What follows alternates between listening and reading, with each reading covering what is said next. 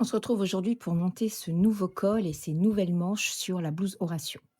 Rien de bien compliqué. Nous avons un double col. Donc on va déjà, la première modification, ce sera de coudre notre col sans triplure pour ne pas avoir un col qui va plomber et ne pas bouger. On le veut toujours aussi souple, donc on ne mettra pas de triplure. Donc on coud nos deux cols exactement comme sur le tuto. On vient les superposer en respectant bien la bordure, donc ils sont bien alignés. Faites une première couture à la machine pour que ça ne bouge pas. Ensuite, pliez comme sur le tutoriel, pliez votre col en deux, venez le positionner sur le milieu dos, venez l'épingler. Jusque-là, tout va bien.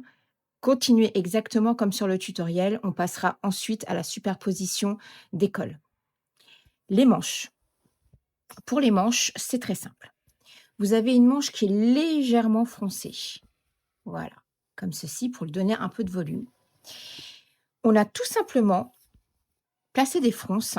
Donc vous avez des repères fronces. Voilà, vous allez passer un fil de fronce à la machine. Alors je mets droite.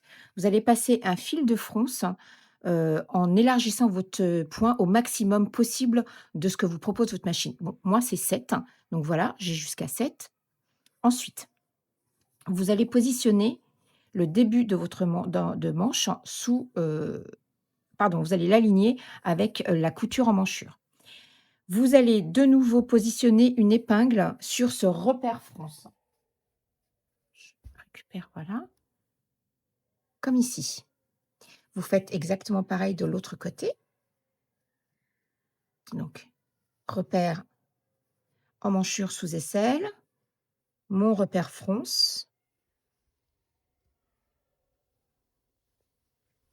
le milieu de la manche avec la couture épaule, j'épingle et à partir de là, vous allez tout simplement venir tirer votre fil de fronce pour positionner vos fronces joliment sur votre manche.